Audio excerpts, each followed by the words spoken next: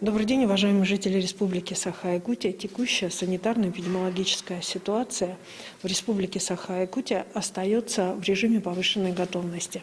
Она находится под контролем как органов государственной власти, так и органов местного самоуправления на территории республики. На 7 декабря 2020 года выявлено по данным Управления Роспотребнадзора 214 новых случаев коронавирусной инфекции. На столицу нашей республики приходится 110 случаев. Большинство случаев, больше 10 случаев, приходится на такие районы, как Алданский, Нерюнгринский и Алекминский районы. Идет небольшое уменьшение заболевших в Горном и Мегино-Кангаласских районах, в Амгинском и Верхоянском по 7 и по 8 случаев соответственно. Необходимо обратить внимание на осложнение ситуации в Вилюйском районе, в котором на сегодняшний день у нас достаточно большое количество людей находятся на инфекционных койках в стационарах, в стационаре Центральной районной больницы. В целом ситуация, характеризуя ситуацию в том числе и за выходные дни, необходимо обратить внимание, что медики наши продолжают работать в том же усиленном режиме. Достаточно сегодня всех ресурсов как коечного фонда, так и ресурсов, соответственно, лекарственного обеспечения для того, чтобы у нас на настоящий момент стабилизировать и в медицинском плане ситуацию по коронавирусной инфекции. За сутки лабораториями республики было проведено 1900 исследований на коронавирус, и мы перешагнули непосредственно за эти выходные за 800 тысяч, и на настоящий момент всего с начала эпидемии обработано в республике и сделано 805 292 теста.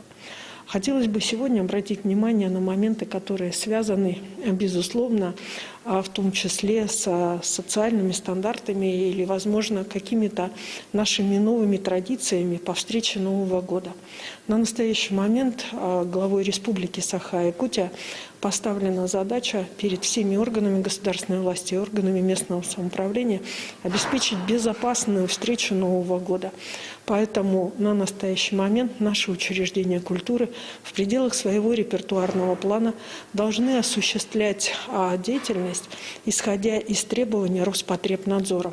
Часть учреждений культуры уже начинают постепенно работу, начинают принимать зрителей с обязательным использованием рециркуляторов, масок, соответственно, и с использованием всех остальных правил по социальному дистанцированию.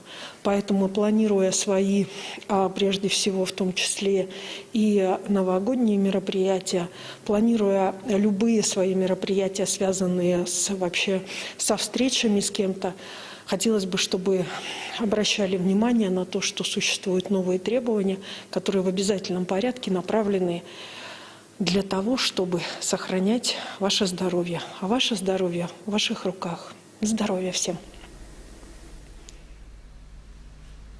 Это был традиционный брифинг оперативного штаба Якутии о текущей эпидобстановке в республике.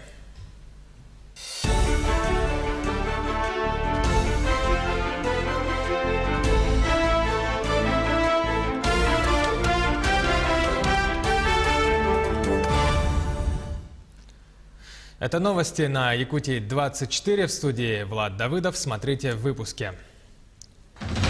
Актированные дни на севере.